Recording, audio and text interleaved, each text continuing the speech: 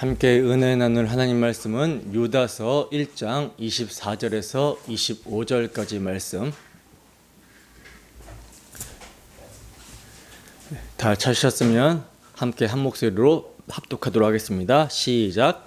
능히 너희를 보호하사 거침이 없게 하시고 너희로 그 영광 앞에 흠이 없이 기쁨으로 서게 하실 이 곧 우리 구주 홀로 하나이신 하나님께 우리 주 예수 그리스도로 말미암아 영광과 위엄과 권력과 권세가 영원 전부터 이제와 영원토록 있을지어다. 아멘.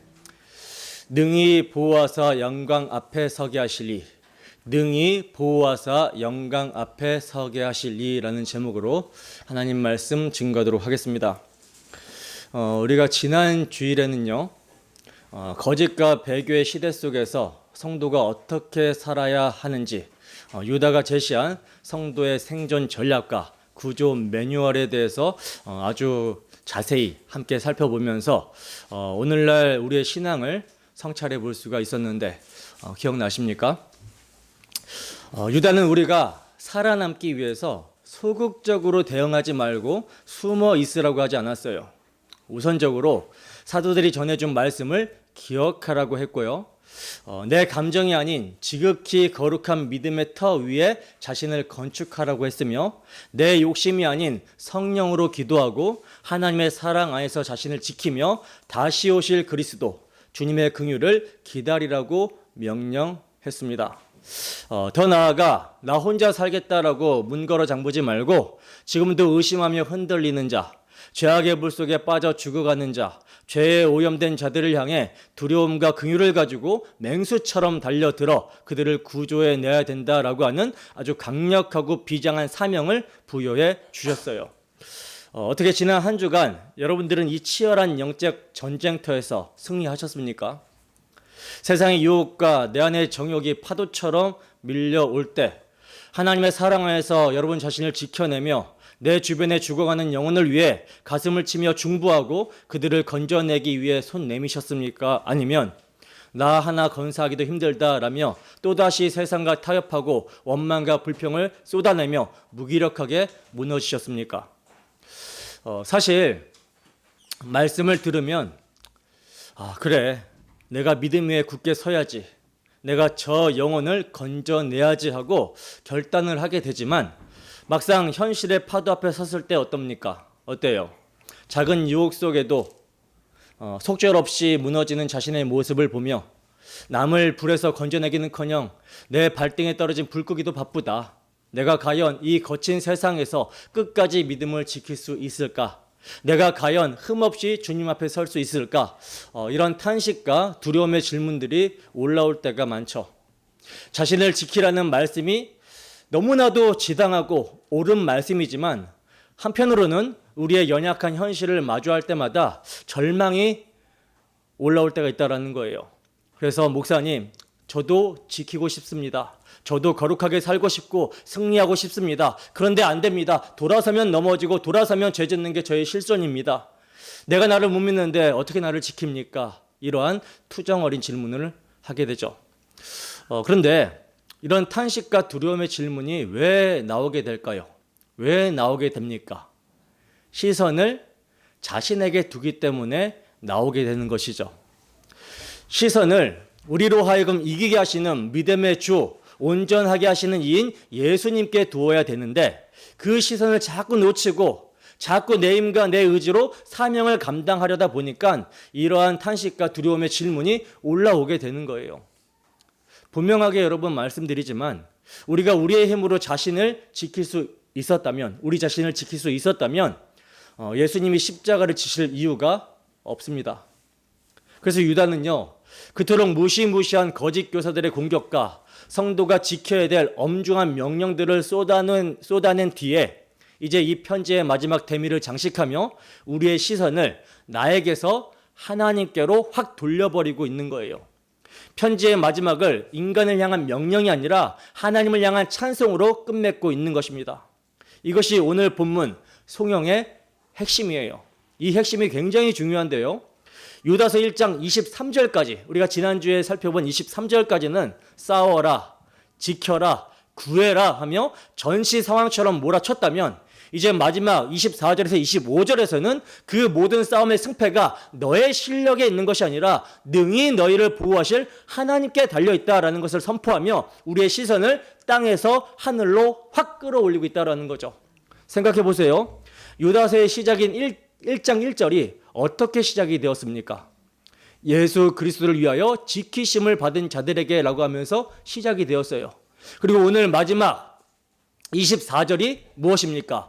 능히 너희를 보호하사입니다. 보세요. 유다는요, 처음부터 끝까지 하나님의 보호하심이라는 이 거대한 은혜의 샌드위치 구조 속에 우리에게 건면하며 명령하고 있었던 것입니다.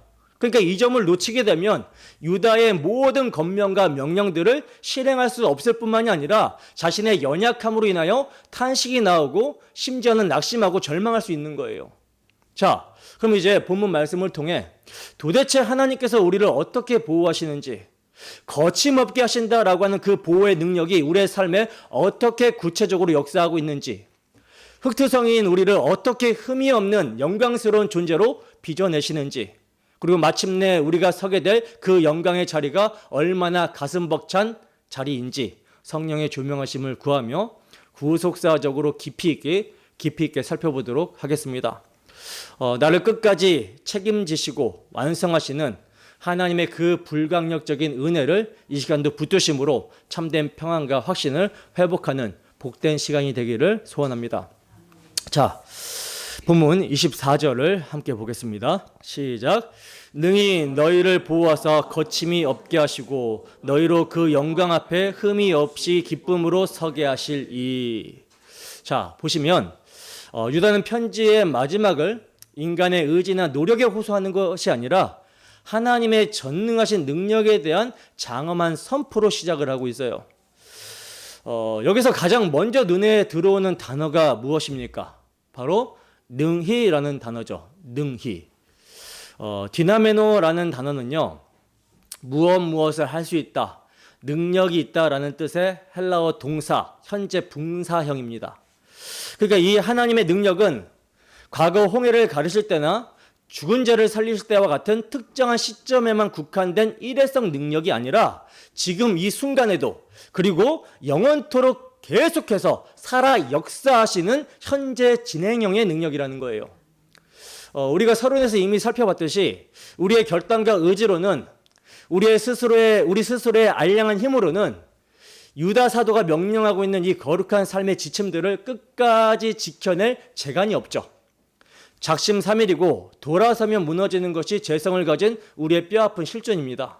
그래서 유다는 우리의 시선을 우리의 연약함에서, 나의 연약함에서 하나님의 전능하심으로 곧바로 끌고 올라가고 있는 거예요.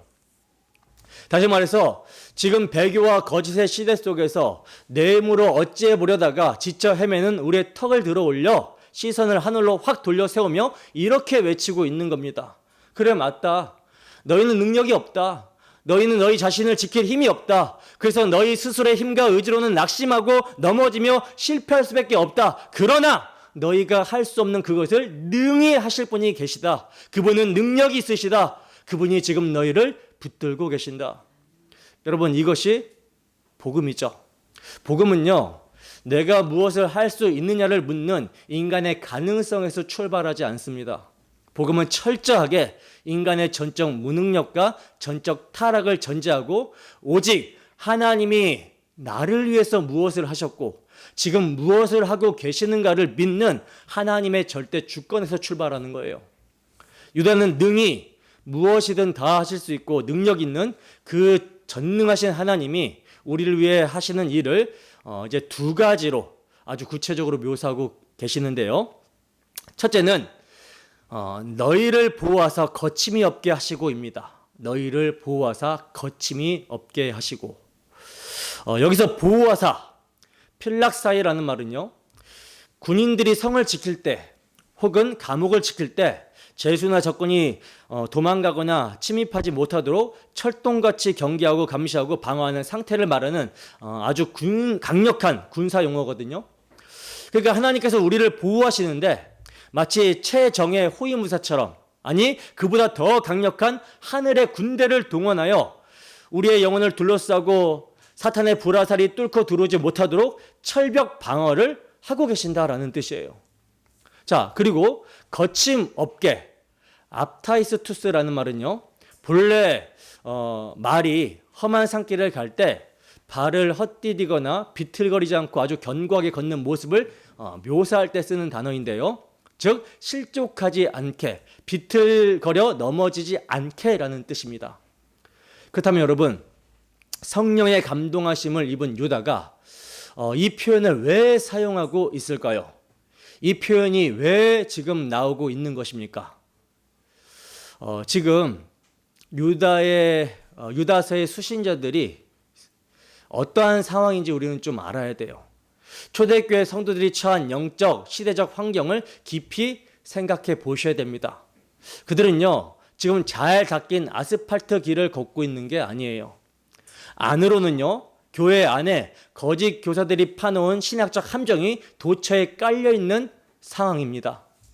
육체는 어차피 썩어질 것이니 마음대로 죄를 지어도 영혼 구원과는 상관없다라는 그럴듯한 도덕 폐기론의 돌뿌리가 여기저기 튀어나와 있는 상황이고요. 돈과 음란과 권력이라는 미끼가 성도들의 발목을 잡으려고 호시탐탐 노리고 있는 상황입니다. 그래서 자칫 한눈을 팔면 미끄러져서 천길 낭떠러지로 떨어질 수밖에 없는 아주 위태롭기 짝이 없는 벼랑 끝에 서 있는 상황이라는 거죠. 뿐만 아니라 밖으로는 어떻습니까? 예수 그리스도를 메시아로 인정하지 않는 유대교의 지독한 핍박이 있는 상황이고요. 황제 숭배를 강요하는 로마 제국의 잔혹한 박해가 시시각각 성도들을 위협하며 목숨을 조여오고 있는 피바람이 부는 그런 상황이었어요. 그러니까 여러분, 당시 성도들의 영적 현실을 한번 생각해 보세요. 그야말로 아무런 안전장치 없이 아슬아슬한 외줄을 타고 있는 그러한 상황입니다. 안으로는 달콤한 배교의 유혹이 발목을 잡아당기고 밖으로는 잔혹한 세상의 박해가 숨통을 조여오는 그야말로 사방에서 엄청난 사망의 압력이 짓누르고 있는 그런 상황이라는 거죠. 타락한 죄성을 가진 인간의 본성만으로는 이 무시무시한 영적 중령을 도저히 이겨낼 재간이 없습니다. 그래서 가만히 내버려 두면 두려움과 정욕에 굴복하여 결국 멸망의 밑바닥으로 곤두박질 칠 수밖에 없는 그러한 것이 우리의 처절한 실존이라는 거죠. 근데 이러한 상황에서 성경은 뭐라고 선언하고 있습니까? 유다 사도는 뭐라고 선언하고 있죠? 하나님께서 능히 우리를 보호하신다라고 선언합니다. 우리를 능히 보호하신다. 자, 그런데요, 여기서 우리가 절대 오해하지 말아야 될 아주 중요한 사실이 하나 있는데 그게 뭐냐? 하나님께서 우리를 능히 보호하사 거침이 없게 하신다라고 하는 이 말씀이 우리의 현실에서 일어나는 모든 고난과 질병과 가난을 싹 다 피하게 해주시고 우리 육신의 안일과 재산을 안전하게 지켜주신다라고 하는 그런 유치한 기복적인 의미가 결코 아니라는 것입니다. 만약에 육신을 지켜주신다라는 것이었으면 초대교회 성도들이 왜 사자밥이 되고 왜 목베임을 당하고 십자가에 매달려 순교를 당했겠습니까? 왜 화형을 당했겠어요? 자, 그렇다면 도대체 하나님은 능히 우리의 무엇을 보호해 주신다라는 걸까요? 뭘 보호해 주신다라는 걸까요? 이 보호의 핵심은 어떤 극한의 상황 속에서도 하나님의 사랑, 곧 예수 그리스도의 십자가 사랑에서 결코 끊어지지 않는다라는 것을 확신하는 믿음을 지켜주신다라는 거예요. 사도 바울은 우리를 능히 보호하신다라고 하신 하나님이 어떤 하나님이신지 이렇게 증거합니다. 로마서 8장 32절입니다. 함께 했습니다. 시작. 자기 아들을 아끼지 아니하시고 우리 모든 사람을 위하여 내주신 이가 어찌 그 아들과 함께 모든 것을 우리에게 주시지 아니하겠느냐. 아멘. 보세요. 우리를 능히 보호하신다라고 하신 하나님이 여러분 어떤 하나님이십니까? 우리 모든 사람, 그러니까 죄인 중에 개소요 본질상 진노의 자식이었던 우리 모든 사람을 살리시려고 자신이 가장 사랑하시는 독생자 예수 그리스도를 아끼지 아니하시고 십자가의 화목제물로 내어주신 하나님이시라고 증거하고 있어요. 그러니까 반역한 죄인인 우리를 용서하시고 구원하시기 위해 자기 아들, 아니 자기 생명을 내어주실 만큼 우리를 사랑하시는 하나님이시라는 겁니다. 자, 그렇다면 우리를 이같이 사랑하시는 선하신 하나님께서 내 인생에 허락하신 현재의 상황, 형편, 환경, 심지어 그것이 눈물 나는 고난과 핍박이라 할지라도 그것은 나를 망하게 하려고 하는 것이 아니라 궁극적으로 나의 영적 유익과 구원의 완성을 위해서 허락하시는 것임이 너무나도 분명한 것이죠. 바로 이를 믿는 믿음, 이 믿음을 지켜주신다라는 거예요. 그래서 사도 바울은 연이어 이렇게 선포하십니다. 로마서 8장 35절과 38절에서 39절 말씀을 함께 봉독합니다. 시작. 누가 우리를 그리스도의 사랑에서 끊으리요? 환난이나 공고나 박해나 기근이나 적신이나 위험이나 칼이랴. 내가 확신하노니 사망이나 생명이나 천사들이나 권세자들이나 현재일이나 장래일이나 능력이나 높음이나 깊음이나 다른 어떤 피조물이라도 우리를 우리 주 그리스도 예수 안에 있는 하나님의 사랑에서 끊을 수 없으리라. 아멘. 보세요, 여러분. 이것이 진짜 하나님의 보호하심입니다. 목에 칼이 들어와도, 내 재산이 다 날아가도, 병들어 죽음의 문턱에 서 있어도 하나님은 나를 버리지 않는다. 그리스도의 피 묻은 사랑이 지금도 나를 덮고 있다라고 하는 이 절대적인 확신에서 떨어지지 않도록 우리 영혼을 꽉 붙들어 메어주시는 것, 이것이 능히 보호하심의 본질이라는 거예요. 여러분, 우리가 인생길을 걷다 보면 잠시 비틀거릴 수 있습니다. 때로는 유혹에 넘어가 잠시 샛길로, 갓길로 셀 수도 있어요. 때로는 다윗처럼 치명적인 범죄의 자리에 주저앉아서 징계를 받을 수도 있어요. 그러나 아주 완전히 엎드러지거나 믿음의 길에서 이탈하여 영원한 멸망으로 떨어져 박살나지 않도록 하나님께서는 당신의 강한 오른팔로 우리를 붙들고 계신다라는 것입니다. 시편 기자도 이 놀라운 견인의 은혜를 이렇게 노래합니다. 시편 121편 3절에서 4절 말씀입니다. 함께 읽습니다. 시작. 여호와께서 너를 실족하지 아니하게 하시며 너를 지키시는 이가 졸지 아니하시리로다. 이스라엘을 지키시는 이는 졸지도 아니하시고 주무시지도 아니하시리로다. 아멘. 보세요. 시편 기자는요, 여호와께서 너를 실족하지 아니하게 하시며라고 말씀을 하고 있어요. 여러분, 이 시편 121편이 어떤 시입니까? 성전에 올라가는 노래, 즉 순례자의 노래입니다. 광야 같은 세상, 도적대가 들끓고 맹수가 우글거리는 그 험한 순례길에서 순례자가 안전할 수 있는 유일한 근거는요, 자신의 칼솜씨나 체력이 아니라 바로 졸지도 않고 주무시지도 않는 하나님의 불꽃 같은 눈동자와 보호하심 때문이라는 거예요. 믿으십니까? 여러분, 아이가 처음 걸음마를 배울 때를 생각해 보세요. 아이는 혼자 걷겠다고 아장아장 거리지만 사실 그 뒤에는 누가 있습니까? 부모가 양팔을 벌리고 눈을 떼지 않고 쫓아가고 있잖아요. 아이가 휘청거릴 때마다 오 하면서 넘어지려고 할 때마다 부모의 손이 즉시 개입해서 잡아줍니다. 아이는 자기가 걷는 줄 알지만 사실은 부모의 그 보호하심이 그 아이를 걷게 하고 있는 것이죠. 베드로가 물 위를 걸을 때를 한번 생각해 보세요. 마태복음 14장 30절에서 31절 말씀입니다. 함께 했습니다. 시작. 바람을 보고 무서워 빠져가는지라 소리질러 이르되 주여 나를 구원하소서 하니 예수께서 즉시 손을 내밀어 그를 붙잡으시며 이르시되 믿음이 작은 자여 왜 의심하였느냐 하시고. 아멘. 보세요. 베드로가요, 풍랑이는 바다에서 주님을 바라봤을 때는요, 물 위를 걷습니다. 그러나 주님을 바라보던 그의 시선이 풍랑 있는 바다에 빼앗기게 되었을 때, 시선을 돌려 바람을 보고 환경을 보게 되었을 때 그 즉시 물에 빠져들어갔어요. 여러분, 이것이 우리의 나약한 본성 아닙니까? 근데 주님이 어떻게 하셨습니까? 베드로가 물에 빠져 들어가면서 주여 나를 구원하소서라고 하면서 비명을 지를 때 주님이 어떻게 하셨나요? 네가 믿음이 없어서 빠졌으니까 네가 알아서 기어 올라와라 하셨습니까? 아니에요. 믿음이 작은 자여라고 책망하시면서도 즉시 손을 내밀어 그를 붙잡아 주셨습니다. 바로 이것입니다. 우리가 잠시 주님을 바라보던 시선, 주님을 잡았던 손을 놓치게 되어도 주님은 우리를 계속해서 보고 계시며 우리의 손을 놓지 않으신다라는 거예요. 그러므로 주님의 그 강한 손이 빠져가는 베드로를 낚아채 올리신 것처럼 죄악의 파도에 휩쓸려가는 우리를 능히 붙잡아 올리신다라는 것입니다.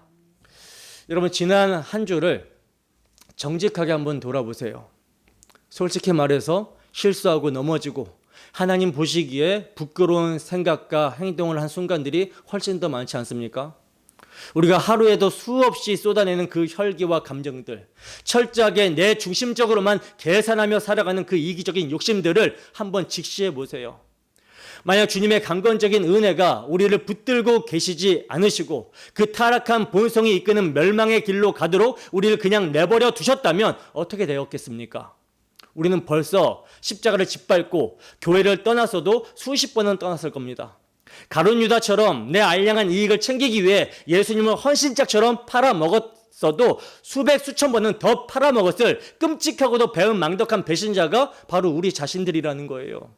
그런데 지금 우리가 어떻게 이 자리에 나와서 예배를 드리고 있습니까? 여러분들의 의지가 강해서입니까? 여러분들이 남들보다 도덕적으로 탁월해서입니까? 천만의 말씀입니다. 하나님이 여러분들을 포기하지 않으셨기 때문이에요. 내 영혼이 병들어갈 때 하나님께서는 때로는 무서운 징계를 통해서라도, 때로는 사업을 망하게 해서라도, 때로는 건강을 치시셔라도, 때로는 내 양심에 견딜 수 없는 가책과 고통을 주셔서라도 기어이 우리를 죄의 길에서 돌이키게 하시고 다시 십자가 앞으로 질질 끌어서라도 데려다 놓으시는 그 집요하고도 강건적인 하나님의 손길, 그 피 묻은 보호하심이 있기 때문에 우리가 지금 여기 숨쉬고 서 있는 것입니다. 나아가 이러한 하나님의 보호하심은요, 우리 개인의 삶뿐만이 아니라 주님의 피로 사신 교회 공동체 역사 전체에도 동일하게 적용이 됩니다. 여러분, 오늘날 우리 조국 대한민국의 정치적, 문화적 현실을 냉정하게 직시해 보세요. 정치적으로는 어떻습니까? 지금 좌파 정권이 국가의 근간인 법치주의와 자유민주주의 시스템을 뿌리채 망가뜨리려고 하고 있어요. 참, 이것이 오늘날 참담한 현실이죠. 권력의 독점을 막고 힘의 균형과 분배로 서로 견제하기 위해 독립적 기관으로 세워졌던 삼권 분립이 다수당을 차지한 민주당에 의해 독재로 인해 사실상 무너져 내렸습니다. 마지막 보루가 되어야 될 사법부마저 불의에 동조하며 이에 저항하여 하나님의 공의와 진리를 외치는 교회를 교묘한 법적 잣대로 탄압하고 박해하는 일들이 벌어지고 있는 것이 실상이에요. 어디 그뿐입니까? 문화 막시즘이라고 하는 무서운 독버섯이 미디어와 언론, 교육 생태계를 완전히 장악하여 사람들의 세계관을 병들게 하고 있죠.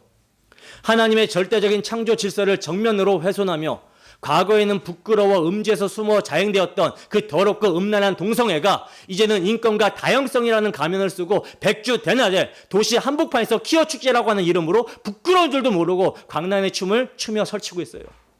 거기에 발맞추어 동성애를 합법화하고 교회의 입에 재갈을 물리려고 하는 차별금지법 등 온갖 악한 법안들이 국회에서 무더기로 쏟아져 나오고 있는 그야말로 소돔과 고모라가 되어가고 있는 상황입니다. 그리고 이런 상황은 교회 밖에 대한민국 정치와 문화 상황만이 아니죠. 대한민국의 정치와 문화 상황만이 아닙니다. 교회 안을 들여다보면요, 문제가 훨씬 더 심각해요. 십자가 대속과 피 묻은 복음을 고리타분한 옛날 얘기로 조롱하는 자유주의 신학, 성경을 한낱 정치 이데올로기로 왜곡하여 계급투쟁의 도구로 삼는 민중신학이 버젓이 강단 깊숙이 침투해 들어왔습니다. 그래서 하나님의 말씀에서 예수의 피를 빼버리고 기복신앙과 인본주의를 섞어 먹이며 성도들의 영혼을 혼미하게 하고 교회를 갈라치게 하고 찢어놓는 아주 혼란스럽게 만들고 있는 상황이라는 거죠. 그래서 상황이 이렇다 보니 사방을 둘러봐도 소망이 보이지가 않아요. 당장이라도 교회가 세상의 거대한 압력에 무너질 것 같고요, 이 땅에서 진리의 촛대가 완전히 옮겨져 버릴 것 같은 캄캄한 위기감과 뼈저린 절망감이 몰려 들어오고 있는 실상입니다. 그렇지 않습니까? 그러나 여러분, 결코 두려워하지 마세요. 이러한 극한의 영적 전쟁과 나라의 혼란스러운 상황 속에서도요, 하나님께서는 창세전에 택하신 자기 백성을 정확하게 한 채의 오차도 없이 부르시고 계시며 당신의 피로 사신 교회를 친히 보호하고 계십니다. 음부의 권세가 결코 교회를 이기지 못한다라는 거예요. 시대가 아무리 악하고 어두워도 하나님의 교회는 결코 망하지 않는다라는 것입니다. 그러므로 여러분, 내 현실의 연약함이나 세상의 흉흉함을 보며 나는 구원을 잃어버릴 것 같아 두렵다. 한국교회는 이제 끝났다. 나는 끝까지 못 갈 것 같다 라고 말하는 것은 겸손도 아니고 현실 직시도 아니에요. 그것은 교회를 붙드시고 나를 붙드시는 하나님의 전능하신 능력을 멸시하는 불신앙입니다. 물론 우리는 우리 자신의 죄에 대해서는 처절하게 두려워하고 애통해야 됩니다. 죄는 거룩하신 성령을 근심케 하고 뼈를 깎는 하나님의 징계를 부르기 때문이죠. 그래서 정말 우리가 주의 나라와 주의 의를 구하는 기도, 교회를 위해 나를 위해 기도하지 않는 죄를 지었던 것을 철저하게 회개해야 돼요. 이 지경까지 이르게 된 것은 우리의 책임도 큽니다. 그러나 내가 내 구원의 안정성, 그 영원한 생명에 대해서는 결코 두려워할 필요가 없다라는 거죠. 왜냐? 그 구원의 안전장치는 흔들리는 내 의지, 건불 10년에 썩어질 세상의 권력에 지어진 것이 아니라 우주를 통치하며 절대 놓지 않으시는 만물보다 크신 하나님의 손에 단단히 지어져 있기 때문입니다. 예수님께서도 십자가를 앞두고 이 절대적인 구원의 보장을 분명하게 이렇게 선포하셨어요. 요한복음 10장 28절에서 29절 말씀입니다. 함께 읽습니다. 시작. 내가 그들에게 영생을 주노니 영원히 멸망하지 아니할 것이요 또 그들을 내 손에서 빼앗을 자가 없느니라. 그들을 주신 내 아버지는 만물보다 크심에 아무도 아버지 손에서 빼앗을 수 없느니라. 아멘. 보세요. 아무도 아버지의 손에서 빼앗을 수 없느니라. 이것이 바로 십자가 복음을 통과한 성도의 위대한 배짱이며 이것이 우리의 유일한 자랑입니다. 세상의 환난도, 좌파 정권의 핍박도, 이단과 거짓 교사들의 간교한 미혹도, 경제적인 파산도, 심지어 나 자신의 징글징글한 연약함과 변덕스러움조차도 우리를 그리스도 예수 안에 있는 하나님의 사랑에서 결코 끊을 수 없다라는 거예요. 왜입니까? 하나님이 친히 그 전능하신 능력으로 우리를 꽉 붙들고 계시기 때문이라는 거죠. 근데 오늘날 교회 안에 얼마나 많은 엉터리 신자들이 이 위대한 견인의 은혜를 제멋대로 오해하고 있습니까? 하나님이 다 지켜주시고 한번 구원은 영원하다 하니까 나는 이제 세상을 좀 즐기며 내 마음대로 아무렇게나 살아도 되겠네. 죄 좀 지어도 어차피 천국 가겠네 라며 구원을 방종의 면허증으로 전락시켜버립니다. 그러나 여러분, 이것은 은혜를 세교거리로 바꾸는 구원파적인 이단 사상이지 성경이 말하는 거룩한 견인이 결코 아니죠. 여러분, 하나님이 우리를 그토록 철저하게 보호하시는 궁극적인 목적이 무엇입니까? 뭐예요? 그냥 이 땅에서 죄 지으며 뒹굴뒹굴 살다가 지옥만 안 가게 하는 거, 그저 간신히 천국 문턱에 걸쳐 놓으려고 하시는 것입니까? 절대 아닙니다. 유다는 이 하나님의 보호하심의 최종 목적지를 이렇게 밝히고 있어요. 24절 하반절을 보세요. 너희로 그 영광 앞에 흠이 없이 기쁨으로 서게 하시리. 여러분, 이것이 하나님이 우리를 보호하시는 궁극적인 목적입니다. 바로 우리를 거룩하고 흠이 없는 존재로 완성시켜서 하나님의 영광 앞에 세우시는 거예요. 이것이 구원의 클라이맥스인 영화인 것입니다. 여기서 그 영광 앞에 카테노피온이라는 말은요, 하나님과 얼굴을 맞대고 서는 하나님의 임재의 가장 깊은 곳, 지성소의 보좌 앞을 의미하는 거예요. 자, 그러면 여러분 한번 생각해 보세요. 죄인인 인간이 감히 하나님의 영광 앞에 설 수가 있습니까? 구약 성경을 보면요, 하나님의 영광이 임할 때 사람들의 반응이 어떠한지를 말씀해 주고 있는데, 모세도, 그 하나님과 친밀한 모세조차도 숨었고요. 바위대에 숨었죠. 이사야 선지자는 하나님의 영광의 옷자락만 보고도 화로다 나여 망하게 되었도다 라고 절규하며 죽음을 직감했어요. 왜입니까? 하나님의 거룩한 영광은 죄를 태워버리는 소멸하는 불이시기 때문입니다. 어둠과 빛이 공존할 수 없듯이 죄인인 우리가 그 거룩한 빛 앞에 서면 그 즉시 타 죽게 돼요. 영원한 심판입니다. 근데 유다는 지금 뭐라고 선언하고 있습니까? 우리가 그 앞에 심판받아 죽으러 가는 것이 아니라 흠이 없이 기쁨으로 서게 될 것이라고 말씀하고 있어요. 도대체 이것이 어떻게 가능합니까? 우리가 갑자기 날개 달린 천사가 되는 것입니까? 여기서 흠이 없이, 아모모스라는 단어가 아주 중요한 구속사적 열쇠인데요. 이 단어는 구약 레위기에서 제물에 사용하는 전문 용어입니다. 하나님께 바쳐지는 제물은 반드시 점도 없고 흠도 없는 완전한 것이어야 했다라는 거예요. 레위기 22장 21절 하반절 말씀만 함께 읽어보도록 하겠습니다. 시작. 여호와께 드리는 자는 기쁘게 받으심이 되도록 아무 흠이 없는 온전한 것으로 할지니. 아멘. 자, 보세요. 여러분, 하나님은요, 예물을 받으실 때 눈먼 것이나 다리 저는 것이나 피부병 있는 것이나 상처난 것들은 절대 받지 않으셨어요. 이런 흠이 있는 것을 가지고 제단에 나오는 것은요, 거룩하신 하나님을 정면으로 모독하는 것으로 명시하셨습니다. 그렇다면 여러분, 우리 자신을 한번 살펴보세요. 우리가 흠이 없습니까? 여러분의 지난 일주일, 아니 여러분의 평생의 생각과 행동을 대형 스크린에 띄워놓고 낱낱이 공개한다면 과연 거룩하신 하나님 앞에 나는 깨끗합니다라고 당당하게 내놓을 만한 구석이 단 한 군데라도 있을까요? 있습니까? 우리는 머리끝부터 발끝까지 죄로 오염된 존재들이라는 거예요. 겉으로는 멀끔하게 옷을 입고 거룩한 적 점점 빼며 예배 자리에 앉아 있지만 그 속은 어떻습니까? 남을 향한 시기와 질투, 음란한 상상, 더 갖지 못해 안달난 돈에 대한 징글징글한 탐욕, 위기를 모면하려고 하는 거짓말, 겉과 속이 다른 위선과 교만으로 가득 차 있잖아요. 예레미야 선지자의 고발처럼 만물보다 거짓되고 심히 부패한 것이 바로 우리 마음 아닙니까? 이처럼 흠투성이, 오물투성인 우리가 어떻게 소멸하는 불이신 하나님 앞에 흠없고 점없는 제물로 설 수 있습니까? 인간의 조건으로는 100% 불가능한 일이라는 거예요. 근데 여기서 바로 구속사의 신비가, 기독교의 심장인 십자가의 위대한 교환이 등장하게 되는 것입니다.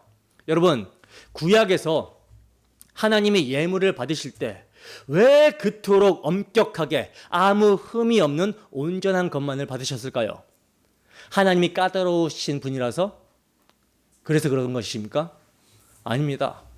구약의 흠 없는 제물은 장차 오셔서 죄인들의 모든 더러운 죄짐을 짊어지시고 죄로 인한 하나님의 그 무서운 공의를 완벽하게 만족시키실 예수 그리스도를 상징하고 가리키는 그림자였기 때문이에요.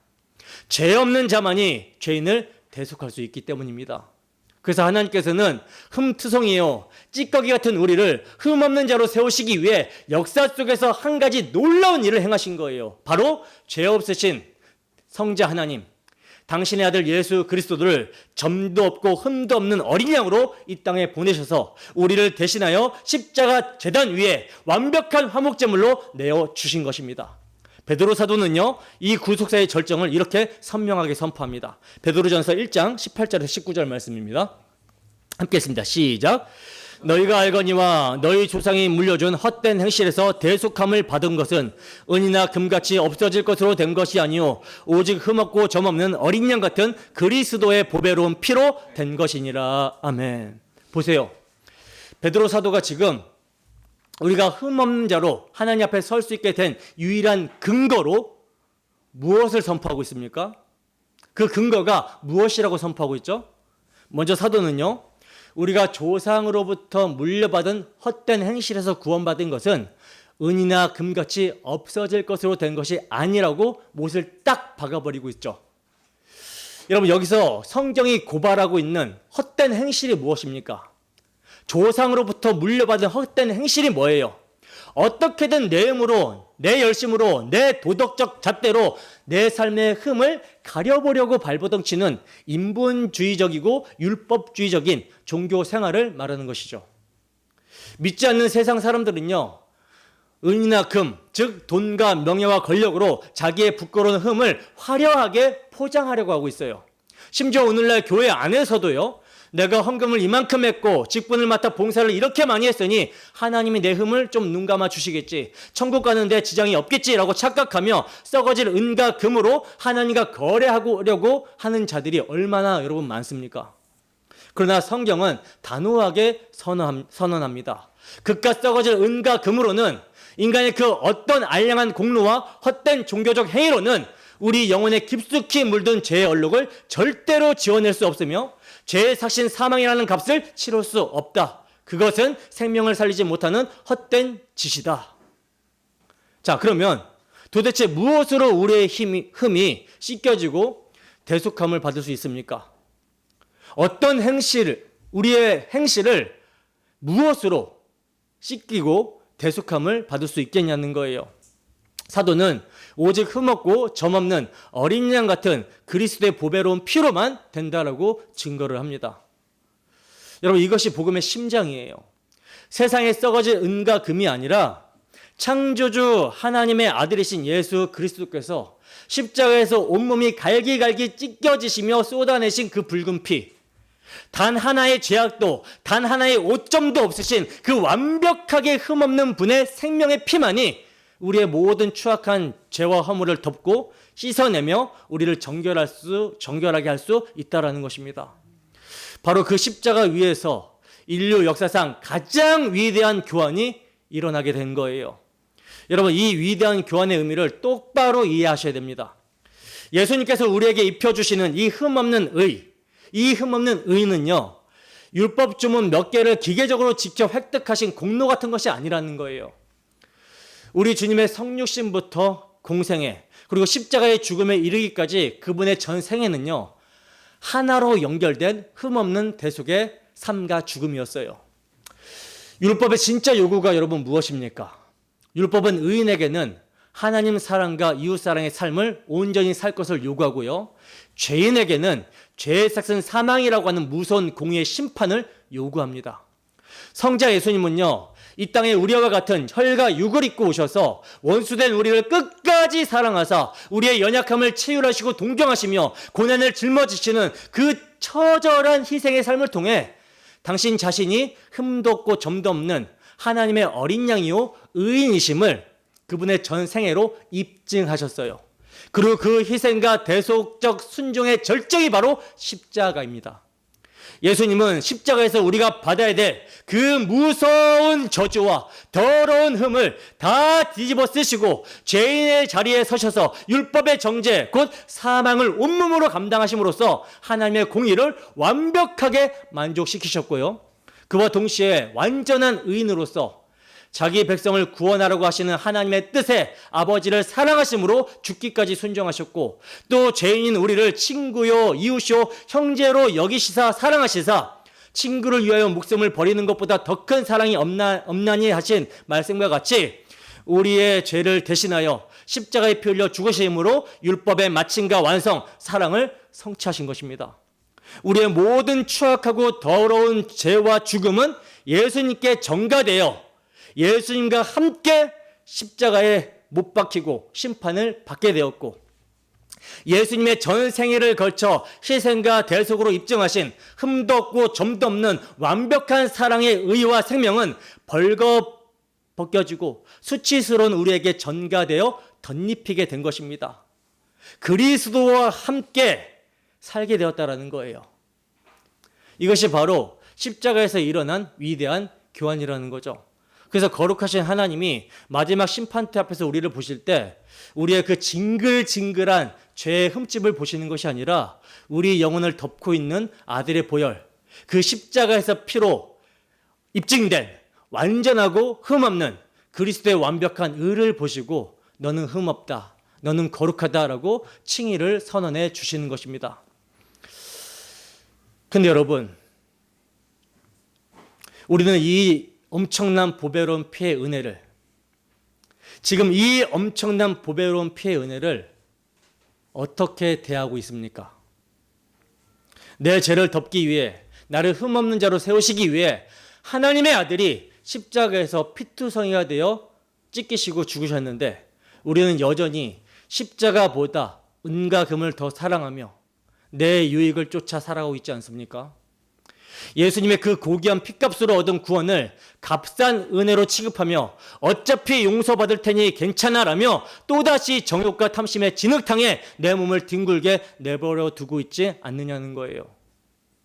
이것은 나를 살리신 그 보혈을 발로 짓밟는 무서운 영적 교만이며 사실상 배교입니다. 진짜 십자가의 피를 아는 자는 결코 그렇게 살 수 없는 거예요. 나를 흠없는 자로 세우시기 위해 지불된 그 십자가의 처절한 대가를 뼛속 깊이 깨달은 성도는요, 죄가 얼마나 무서운 것인지를 알기 때문에 죄와 피 흘리기까지 싸우며 나를 정결케 하신 주 예수의 피를 의지하여 거룩한 몸부림을 칠 수밖에 없는 것입니다. 예수의 피는요, 우리로 죄와 싸우며 거룩을 추구하게 합니다. 이 점을 히브리서 기자는 이렇게 증거하고 있어요. 히브리서 9장 14절 말씀입니다. 함께 읽습니다. 시작. 하물며 영원하신 성령으로 말미암아 흠없는 자기를 하나님께 드린 그리스도의 피가 어찌 너희 양심을 죽은 행실에서 깨끗하게 하고 살아계신 하나님을 섬기게 하지 못하겠느냐. 아멘. 보세요. 히브리서 기자가 지금 이 십자가 보혈의 위대한 능력을 어떻게 선포하고 있습니까? 구약시대에 생명 없는 짐승의 피도요, 육체를 어느 정도 정결케 하였는데 하물며 영원하신 성령으로 말미암아 흠없는 자기를 십자가의 단번에 제물로 찢어드리신 그 하나님의 아들 예수 그리스도의 피가, 그 피가 가지는 능력이 도대체 얼마나 엄청난 것이겠느냐는 거예요. 그 능력이 무엇입니까? 그 피의 능력이 뭐예요? 단순히 지옥 갈 우리를 천국 보내주는 보험 증서나 티켓 정도가 아니라는 것입니다. 너희의 양심을 죽은 행실에서 깨끗하게 하고 라고 말씀하고 있어요. 여러분, 여기서 말하는 죽은 행실이 뭐예요? 내 힘으로 구원받아 보겠다라고 발버둥 치는 생명 없는 종교생활, 내 배를 채우고 내 소원을 성취하기 위해 하나님을 이용해 먹는 기복신앙, 겉으로는 직분자요 거룩한 척하지만 속으로는 여전히 세상의 은가금을 탐하며 썩어질 육체의 정욕과 쾌락을 쫓아가는 그 모든 위선적이고 이기적인 삶의 방식들, 그것이 바로 거룩하신 하나님 보시기에 송장 썩은 악취가 진동하는 죽은 행실입니다. 그리스도의 십자가 보혈은 바로 그 죄에 찌든 더러운 양심, 세상과 타협하는 화인 맞은 양심을 찔러 쪼개고 씻어내고 완전히 뒤집어서 십자가의 생명을 불어넣는다라는 거예요. 죄를 짓고는 도저히 견딜 수 없도록 우리의 양심을 예민하게 살려낸다라는 것입니다. 그래서 결국 우리를 어떤 자리로 끌고 갑니까? 살아계신 하나님을 섬기게 하지 못하겠느냐. 아멘이십니까? 십자가의 피의 궁극적인 목적은 그저 우리의 마음을 편하게 위로해 주는 데 있는 것이 아니라는 거예요. 우리를 마귀의 노예, 죄의 노예에서 완전히 해방시켜서 이제는 내 썩어질 정욕이 아니라 살아계신 하나님을 두렵고 떨림으로 예배하고 그분의 영광을 위해 내 남은 생애를 바치는 거룩한 백성, 참된 예배자로 기어이 만들어내고야 마시는데 십자가 피의 목적이 있는 것입니다. 근데 오늘날 이 보혈로 씻음을 받았다라고 하는 여러분들의 양심은 과연 살아있습니까? 지금 이 나라의 참담한 현실을 보세요. 좌파 정권이 앞장서서 하나님이 세우신 창조 질서를 정면으로 파괴하고 악법들을 발휘하고 그들의 악함을 폭로하고 진리를 외치는 교회를 박해하며 그 입에 재갈을 물리려고 하고 있습니다. 그런데 교회는 지금 뭐 하고 있죠? 뭐 하고 있습니까?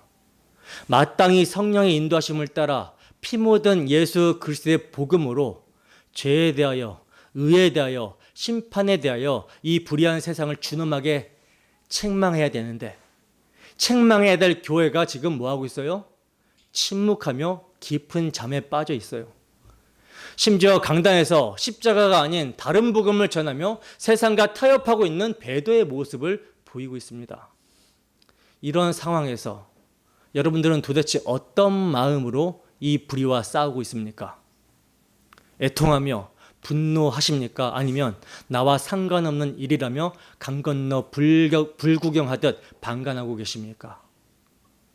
참으로 우리가 나의 죄가 되어 십자가의 대속의 피를 흘리신 예수님을 나의 구주로 믿는다면 우리는 하나님의 이름이 거룩히 여김을 받는 일에, 하나님의 나라가 임하여 그 나라의 통치가 구현되는 일에 전심전력해야 되는 거예요. 이것이 죽은 행실을 끊어내는 그리스도의 생명의 피가 흐르고 있는 그리스도인의 모습입니다. 추상적으로 생각하지 마시기 바랍니다. 추상적으로 생각하지 마세요. 기도해야 됩니다. 여러분들 자신을 위해서도 기도해야 되고요. 여러분들의 이웃을 위해서 기도하셔야 되고 나라를 위해서 기도하셔야 됩니다. 악한 법들이 발의가 될 때 그거 반대하셔야 되고요.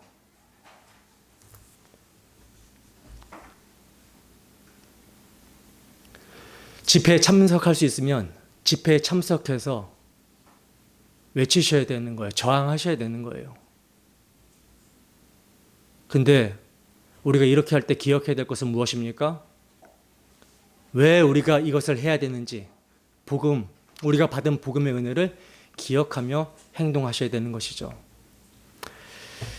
하나님의 나라와 하나님의 의가 참으로 우리에게 갈망함이 되어야 됩니다. 예수 그리스도의 피는요, 결코 무능하지 않아요. 그 보혈은 반드시 우리의 죽은 행실을 박살내고 우리를 하나님 앞에 거룩하게 엎드리게 만드는 폭발적인 능력이 있다는 거, 이 점을 잊지 마세요. 자, 이렇게 여러분, 하나님이 우리를 보호하시는 목적은 분명합니다.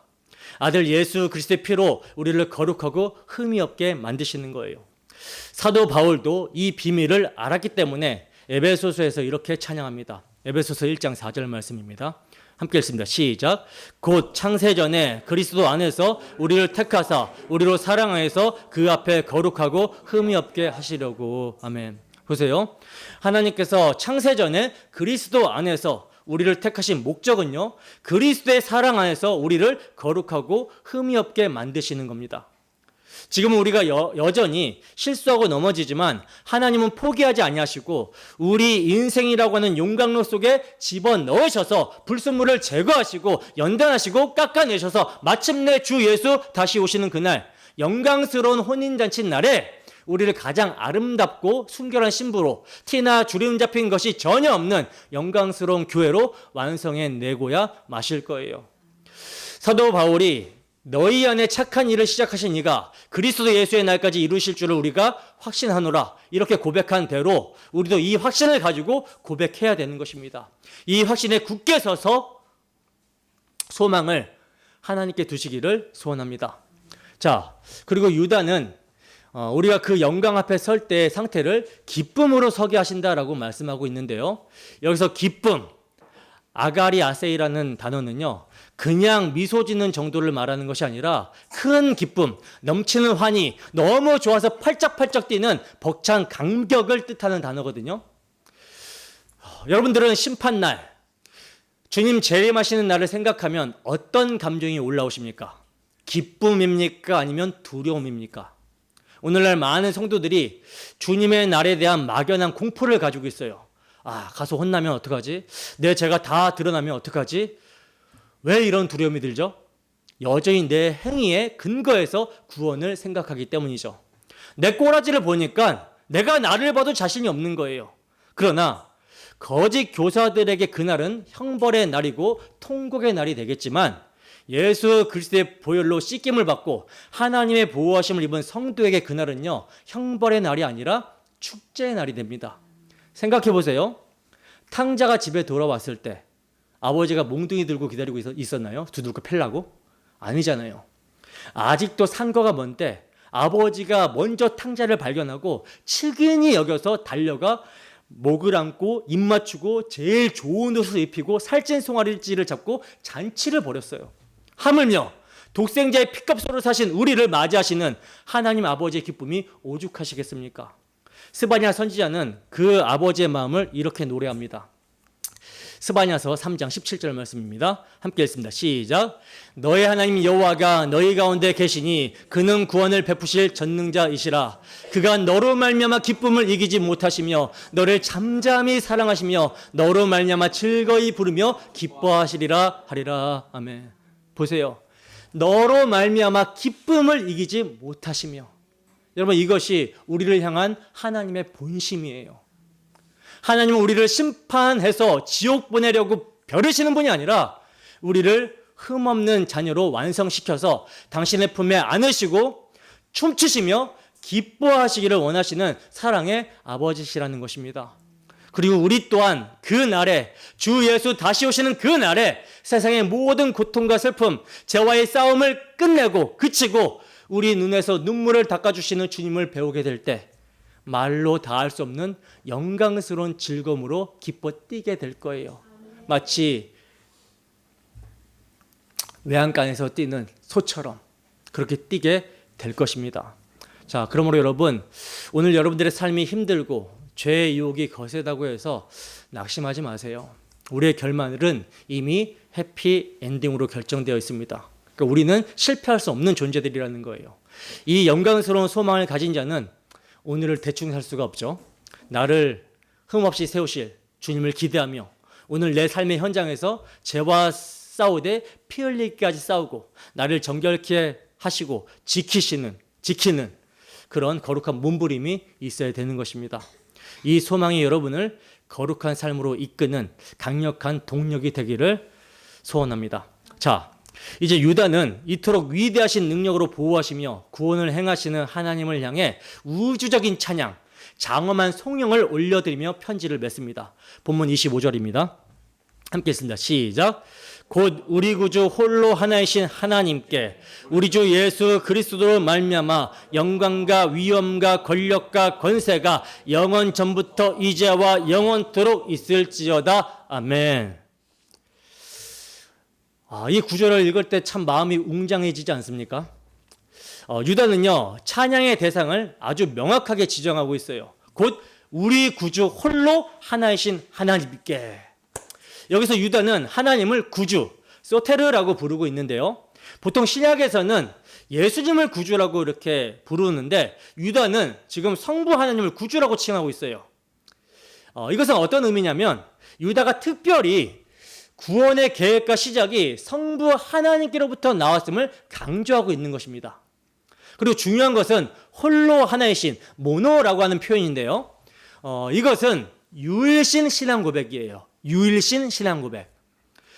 세상에는 자칭 신이라고 하는 것들이 많고 자기를 구원해 줄 것이라고 믿는 우상들이 넘쳐나죠. 당시 영지주의자들은 하나님 외에 다른 중보자들, 천사들을 숭배하기도 했고 물질과 영을 분리하며 이원론적인 신간을 가지고 있었습니다. 그러나 유다는요, 지금 선포하고 있는 거예요. 아니다! 오직 하나님 한 분뿐이다. 우리를 죄에서 건져내시고 보호하시고 영광 앞에 세우실 분은 천하에 오직 여호와 하나님 한 분 외에 없다. 여러분, 오늘날 이 시대의 이 고백이 얼마나 절실합니까? 오늘날 교회를 보세요. 입으로는 하나님 한 분뿐입니다 라고 찬양하지만 실제 삶 속에서는 얼마나 많은 다른 구주들을 모시고 살고 있습니까? 돈이 나를 구원해 줄 거야. 권력이 나를 지켜줄 거야. 자식의 성공이 내 영광이야 하며 만문을 숭배하고 성공을 숭배하고 자기를 숭배하는 다신교적인 삶을 살고 있지 않습니까? 여러분들은 어떠합니까? 참으로 내 인생을 진짜로 책임질 분으로 누구를 믿습니까? 누구를 믿고 있나요? 여러분들의 인생을 진짜로 책임질 수 있는 분, 그분을 누구로 믿고 있습니까? 통장에 쌓인 잔고입니까? 든든한 직장입니까? 아니면 여러분들의 건강입니까? 성경은요, 그것들은 다 있다가도 없어지는 안개와 같은 것들이라고 증거를 하고 있어요. 그런 것들은 여러분들을 죽음에서 건져낼 수 없고 심판대 앞에서 변호해 줄 수 없습니다. 오직 홀로 하나이신 하나님만이 우리의 유일한 구원자시며 우리의 참 소망 되신다라는 거죠. 진정으로 이 시간 여러분들의 마음 보좌에 앉아있는 다른 우상들을 다 끌어내리시고 오직 하나님 한 분만을 왕으로 모시는 신앙이 회복되기를 소원합니다. 자, 그리고 유다는 우리 주 예수 그리스도로 말미암아라고 덧붙이고 있는데요. 이것은 기독론의 핵심이죠. 우리가 하나님께 나아가고 하나님께 영광을 돌릴 수 있는 유일한 통로는요, 오직 중보자 되시는 예수 그리스도뿐이라는 거예요. 그러니까 예수님 없이는 하나님을 알 수도 없고요, 만날 수도 없고요, 예배할 수도 없습니다. 그렇기 때문에 예수의 이름이 빠진 예배, 십자가 없는 찬양, 하나님이 받지 않으신다라는 거예요. 하나님이 받지 않으시는 헛된 제사일 뿐임을 우리는 명심해야 되는 것입니다. 오늘날 현대 교회가 빠진 함정이 무엇입니까? 하나님은 말해요. 근데 그 하나님이 이슬람에서 말하는 하나님인지, 유대교에서 말하는 하나님인지, 몰몬교에서 말하는 하나님인지, 어떤 하나님인지 모르는 거예요. 그러나 여러분 분명하게 기억하세요. 기독교에서 말하는 하나님은요, 성경이 말하는 하나님은 예수 그리스도로 계시된 하나님입니다. 하나님을 말하는데 오늘날 봐봐요. 피가 없어요. 피가 없어. 하나님을 말하는데 예수가 희미해지고 사랑을 말하는데 피가 없어요. 그러나 유다는 못 받고 있죠. 뭐라고 못 받고 있습니까? 예수 그리스도로 말미암아. 오직 십자가를 통과해야만 하나님께 영광이 된다라는 것을 잊지 마시기 바랍니다. 자, 이제 유다는 하나님께 돌려드려야 될 네 가지 속성을 열거하며 찬양하고 있는데요. 영광과 위엄과 권력과 권세가. 여러분 이 단어 하나하나가 가진 무게감이 느껴지십니까? 이것은요, 왕에게 바치는 최상의 헌사예요. 첫째, 영광입니다. 이 독사라는 말은 하나님의 본질적인 광채, 그분의 도덕적인 탁월하심과 거룩하심을 총체적으로 의미하는 단어인데요. 피조물인 우리가 감히 범접할 수 없는 하나님의 빛나는 신성을 말하는 거예요. 이 영광은요, 우리가 하나님께 보태드리는 것이 아닙니다. 하나님은 그 자체로 영광스러운 분이시라는 거예요. 우리는 그저 그 영광을 발견하고 인정하고 반사해내는 존재일 뿐이라는 거죠. 자, 그리고 둘째로 위엄인데요. 메갈로시네라는 이 위엄이라는 말은요, 왕적인 용어입니다. 하나님의 크고 위대하심, 그분의 초월적인 높으심을 뜻하는 단어예요. 온 우주 만물을 발등상으로 삼으시는 지존하신 왕의 포스, 그것이 위엄이라는 거죠. 우리가 그 앞에 섰을 때 그 위엄 앞에 압도되어 엎드릴 수밖에 없는 경외함을 말하는 것입니다. 여러분 오늘날 예배가 왜 이렇게 가벼워져 버렸습니까? 하나님을 동네 아저씨 취급하고 친구 취급하면서 이 위엄에 대한 감각을 잃어버렸기 때문 아닙니까? 우리는 다시 하나님의 위엄 앞에서 두려워 떨 줄 아는 거룩한 경외감을 회복해야 되는 거예요. 자, 그리고 셋째, 권력입니다. 이 권력, 크라토스라는 말은요, 하나님의 힘, 즉 통치하는 능력을 말하고 있는 거예요. 죽은 자를 살리시고 없는 것을 있는 것 같이 부르시며 바다를 꾸짖어 잠잠케 하시는 창조주의 전능하신 힘. 그 힘이 죽은 자 가운데서 역사하사 우리 주 예수 그리스도를 살려내시고 그 안에서 함께 우리를 살려내신 그 놀라운 능력이라는 것입니다.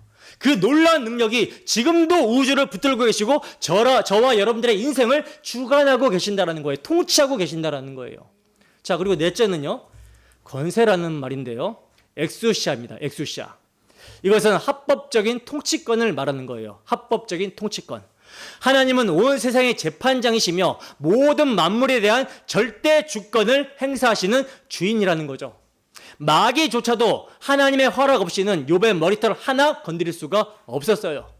세상의 대통령, 왕들이 권세를 부리는 것 같지만 그들조차도 하나님의 주권 아래에 있는 도구일 뿐이라는 것입니다. 자, 이렇게 유다는요, 이 네 가지 영광과 위엄과 권력과 권세를 오직 누구에게? 홀로 하나이신 구주 하나님께 돌리고 있어요. 이것이 뭡니까?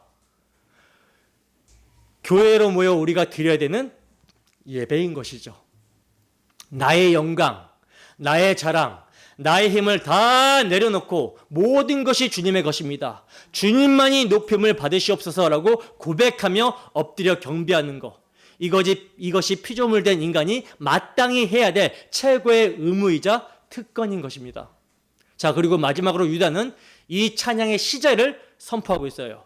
영원 전부터 이제와 영원토록 있을지어다. 아멘. 영원 전부터라는 것은 하나님은 창세 전부터, 우리가 존재하기 전부터 홀로 영광 받으시기에 합당한 분이셨다라는 것이고요. 이제와라는 말은요, 거짓 교사들이 판을 치고 교회가 혼란스럽고 우리가 고난 가운데 있는 바로 지금 이 순간에도 하나님은 여전히 보좌에 앉아 다스리시고 계신다라는 말입니다. 세상이 아무리 유동쳐도 하나님의 영광은 훼손되지 않는다라는 거죠. 그리고 마지막으로 영원토록이라는 말은요, 앞으로 다가올 미래, 새하늘과 새 땅이 임하는 그날까지, 아니 그 이후로도 영원무궁토록 하나님의 통치는 계속될 거라는 말이에요. 여러분, 이것이 우리의 하나님이십니다. 세상은 변하고 사람들은 우리를 실망시키고 우리 자신조차도 믿을 수 없지만 어제나 오늘이나 영원토록 동일하신 이 위대하신 하나님께서 지금 우리를 뭐하고 있어요? 보호하고 계시고 붙들고 계십니다. 그러므로 두려워하지 마세요. 세상의 헛된 영광, 썩어질 권력을 부러워하지 마세요.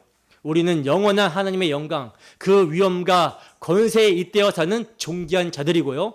지금은 비록 거울을 보는 것 같이 희미하고 질그처럼 연약해 보일지라도 우리 안에는 보배로우신 예수 그리스도가 계십니다.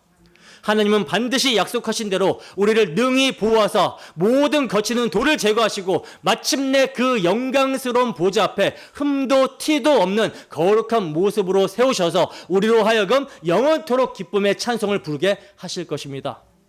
말씀을 맺겠습니다. 여러분, 오늘 우리는 유다서를 마무리하면서 우리를 향한 하나님의 놀라운 구원 계획과 그분의 위대하심을 목격했습니다. 유다서는 거짓 교사들에 대한 경고로 시작했지만 그 끝은 하나님께 대한 찬양으로 마치고 있죠. 이것이 무엇을 의미합니까? 신앙생활은 우리가 싸우는 것으로 시작할 수 있지만 결국은 하나님을 바라보는 것으로 완성이 된다는 거예요. 때문에 우리가 이 땅에서 겪는 육의 소욕과 죄와의 싸움, 이단과의 싸움, 어둠의 세상 주관자들과 하늘의 악한 영들과의 싸움, 고난과 시련은 결코 우리를 무너뜨릴 수 없습니다. 왜냐? 우리 구주 홀로 하나이신 하나님께서 그분의 영광과 위엄과 권력과 권세를 가지고 지금도 우리를 능히 보호하고 계시기 때문입니다. 그러므로 이제 우리에게 남은 것은 딱 하나예요. 유다서의 교훈을 마음에 새기고 삶으로 살아내는 것입니다. 첫째, 단번에 주신 믿음의 도를 위하여 힘써 싸우세요. 타협하지 마시고 진리가 밥 먹여주냐고 조롱하는 세상 앞에서 진리만이 생명임을 온몸으로 증명해 보이시기 바랍니다. 그리고 둘째, 지극히 거룩한 믿음 위에 자신을 건축하세요.